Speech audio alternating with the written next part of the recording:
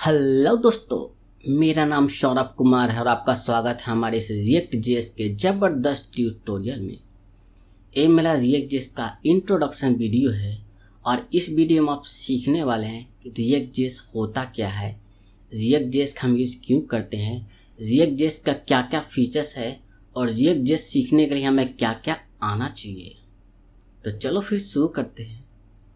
अब देखो, react T रिक्विसाइट्स क्या क्या है, रिएक्ट जेएस सीखने के लिए हमें क्या क्या आना चाहिए। अब देखो, सबसे पहला जो पॉइंट है बेसिक नॉलेज HTML।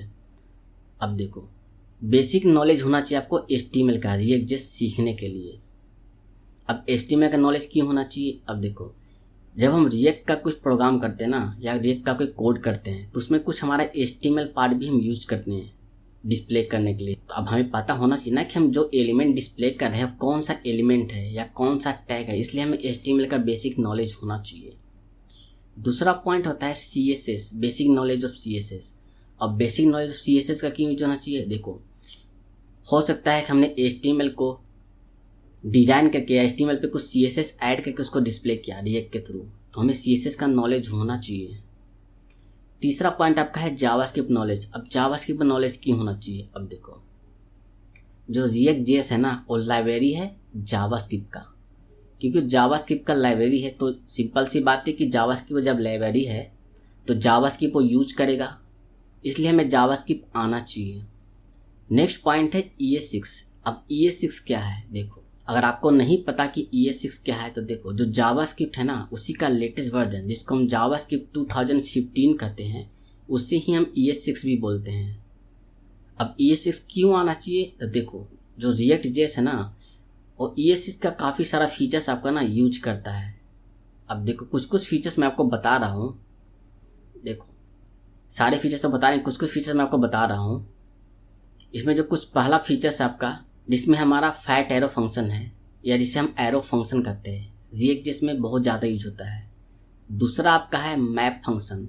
अब मैप फंक्शन भी रिएक्ट ना काफ़ी ज़्यादा यूज करता है। फिर आपका क्लासेस है, जो क्लास है ना वो भी आपका रिएक्ट जेएस यूज करता है। फिर आपका स्प्रेड ऑपरेटर है, ये भी रिएक्ट जेएस ना काफ़ी ज़्यादा यूज करता है। डीस्ट्रक्चरिंग है, ये भी आपका रिएक्ट जेएस काफ़ी यूज करता है। इसलिए ना आपको ES6 का नॉलेज होना चाहिए। ये तो आपको समझ में आ गया कि रिएक्ट जेएस सीखने के लिए हमें क्या क्या आना चाहिए। अगर आपको HTML, CSS, जावास्क्रिप्ट या ES6 का नॉलेज आपको नहीं है तो मैंने सभी का ट्यूटोरियल बना रखा है, मैं लिंक डिस्क्रिप्शन में दे दूंगा। आप वहां से जाके HTML, CSS, जावास्क्रिप्ट या फिर ES6 सीख सकते हो। ऐसा मैं ज्यूम करता हूँ कि अगर आप मेरा रिएक्ट जेएस का वीडियो देख रहे हो तो आपको ये सारे पॉइंट क्लियर होगा, यानी आपको सारे चीज़ आते होंगे। अब आते हैं व्हाट इज रिएक्ट जेएस। अब रिएक्ट जेएस है क्या। अब देखो, react JS is a library for building user interfaces. मैंने क्या बताया था, रिएक्ट जेएस एक लाइब्रेरी है जो यूजर इंटरफेस को बिल्ड करने के लिए, यानी यूजर इंटरफेस बनाने के लिए काम आता है। अब यूजर इंटरफेस से क्या मतलब है।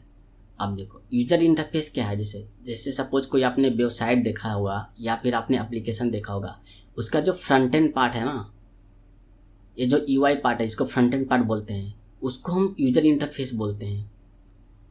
ये आपको समझ में आएगा ना। फ्रंट एंड पार्ट जो है, जैसे उसमें फ्रंट एंड आपको देखो मेन्यू है, हेडर बार है, फुटर बार है, ये जो फ्रंट एंड का पार्ट है ना, इसे हम यूजर इंटरफेस बोलते हैं। अब देखो, रिएक्ट को ना काफ़ी सारा नाम से जाना जाता है। जैसे रिएक्ट को हम react.js भी बोलते हैं या react.js भी बोलते हैं या कहीं कहीं पे हम रिएक्ट भी बोलते हैं। तो अब कंफ्यूज होने की ज़रूरत नहीं, सारे चीज़ आपका सेम ही है। अब देखो, कुछ लोग ना रिएक्ट जेएस को ये समझ लेते हैं कि रिएक्ट जेएस एक लाइब्रेरी नहीं फ्रेमवर्क है। तो मेरे भाई, रिएक्ट जेएस लाइब्रेरी है, फ्रेमवर्क नहीं है। लाइब्रेरी और फ्रेमवर्क में बहुत सारा डिफरेंस है। फ्रेमवर्क क्या होता है ना, वो बड़े लेवल पे आपका होता है, पर लाइब्रेरी में ऐसा नहीं है। फ्रेमवर्क में कुछ ना आप अपने हिसाब से दिमाग नहीं लगा सकते हो, उसको आपको ना फ्रेमवर्क के हिसाब से चलना पड़ता है। पर लाइब्रेरी में ऐसा नहीं है, लाइब्रेरी में आप अपने हिसाब से काम कर सकते हो। और इसी का उल्टा फ्रेमवर्क में होता है। फ्रेमवर्क में आपको फ्रेमवर्क ही सुनना पड़ता है। जैसे आपने jQuery का नाम सुना होगा, jQuery आपका लाइब्रेरी है। जैसे आप jQuery यूज करते हो ना, jQuery यूज करते करते हम बीच में जावास्क्रिप्ट भी यूज कर सकते हैं। इसी तरीक़ा से हम रिएक्ट जेएस यूज करते करते ना बीच में हम जावास्क्रिप्ट भी यूज कर सकते हैं। पर फ्रेमवर्क में ऐसा नहीं है। फ्रेमवर्क में आपको फ्रेमवर्क ही आना चाहिए। फ्रेमवर्क के हिसाब से आपको चलना पड़ेगा। जैसे एंगुलर का नाम आपने नाम सुना है, एंगुलर आपका फ्रेमवर्क है, पर रिएक्ट आपका फ्रेमवर्क नहीं है, वो आपका लाइब्रेरी है। अब देखो ऐसा नहीं है कि फ्रेमवर्क सही नहीं, देखो फ्रेमवर्क बेसिकली क्या है ना, फ्रेमवर्क बड़े लेवल पर होता है, उस पर थोड़ा ना बिगनर्स को समझ में नहीं आता है। जैसे एंगुलर कहीं दे लो, एंगुलर आपका ना टाइप स्क्रिप्ट पे वर्क करता है, तो आपको बिगनर्स को काफ़ी सारा समझने में इशू आता है। पर लाइब्रेरी आप देखो ना, रिएक्ट जस्ट लाइब्रेरी, इसको सीखना ईजी है एज कम्पेयर ऑफ एंगुलर के।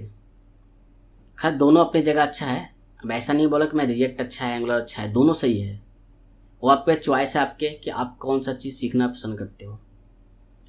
अब नेक्स्ट पॉइंट हमारा आता है रिएक्ट का फीचर्स। अब रिएक्ट का ऐसा क्या फीचर्स है भाई कि इतना ज़्यादा पॉपुलर है। अब देखो रिएक्ट जेएस यूज JSX। अब JSX क्या है, देखो JSX का फुल फॉर्म होता है जावास्क्रिप्ट XML। मैं आपको आने वाली वीडियो में इसको डिटेल में बताऊंगा कि JSX होता क्या है, फिलहाल एक समझ लो कि रिएक्ट जेएस यूज करता है JSX। नेक्स्ट पॉइंट आपका है कंपोनेंट बेस्ड आर्किटेक्चर।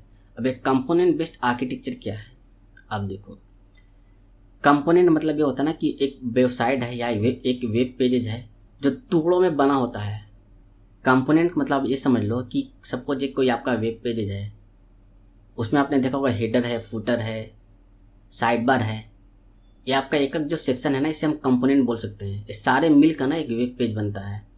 मैं इसका भी एक सेपरेट वीडियो आपको बना कर दिखाऊंगा कि कंपोनेंट क्या होता है। फिलहाल ये समझ लो कि कंपोनेंट बेस्ड आर्किटेक्चर ये रिएक्ट यूज करता है। नेक्स्ट आपका होगा वर्चुअल डोम। अब ये वर्चुअल डोम क्या है, देखो वर्चुअल डोम हमारा ना लेटेस्ट इसलिए है रिएक्ट जेएस के अंदर कि वर्चुअल डोम की वजह से ना रिएक्ट काफ़ी पॉपुलर हुआ है।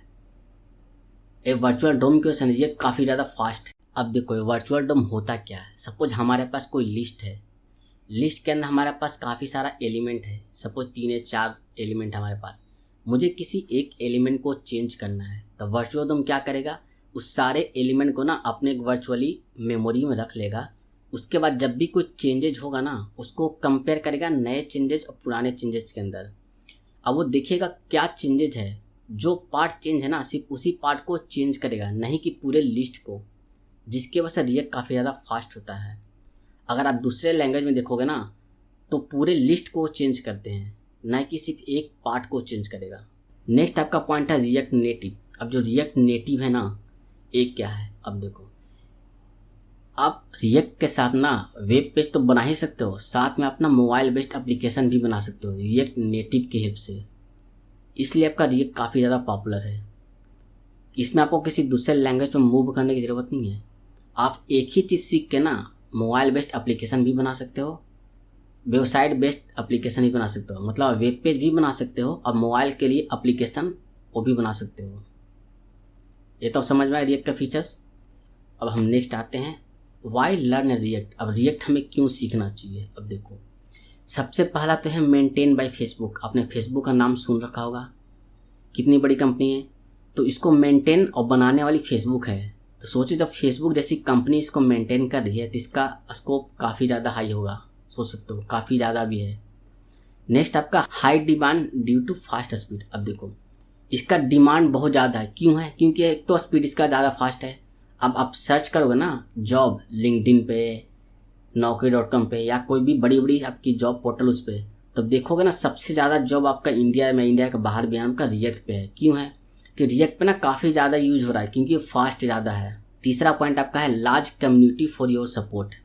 अब लार्ज कम्युनिटी से क्या मतलब है, अब देखो रिएक्ट का ना काफ़ी सारे डेवलपर्स है, चाहे वो इंडिया के अंदर हो या इंडिया के बाहर हो, इसमें ना काफ़ी सारे डेवलपर रिएक्ट पे वर्क करते हैं। आपका जो भी क्वेरीज फंसता है आप उसको कॉपी करके ना गूगल पे डाल दो, काफ़ी सारे उसका सॉल्यूशन आपको मिल जाएगा। क्यों जिस क्वेश्चन पे आप फंसे हो ना, हो सकता है उस क्वेश्चन पे कोई और बंदा भी फंसा होगा, क्योंकि इसका कम्युनिटी काफ़ी बड़ा है। आपको क्वेश्चन खोजने में टाइम नहीं लगेगा, बहुत जल्दी आपको उसका सॉल्यूशन मिल जाएगा। नेक्स्ट आपका है mobile app development with react native. मैंने आपको क्या बताया था कि रिएक्ट जेएस सीख के ना एक रिएक्ट नेटिव होता है इसका, जिसकी वजह से आप मोबाइल ऐप भी बना सकते हो। फिलहाल आपको समझ में आ गया कि रिएक्ट हम क्यों यूज़ करना चाहिए, रिएक्ट का क्या क्या फीचर्स है, रिएक्ट जेएस लाइब्रेरी है और फ्रेमवर्क है, रिएक्ट जेएस सीखने के लिए हमें क्या क्या आना चाहिए। उम्मीद है सारे पॉइंट आपको क्लियर होगा। तो मिलते हैं नेक्स्ट वीडियो में। Thanks for watching, please subscribe my channel.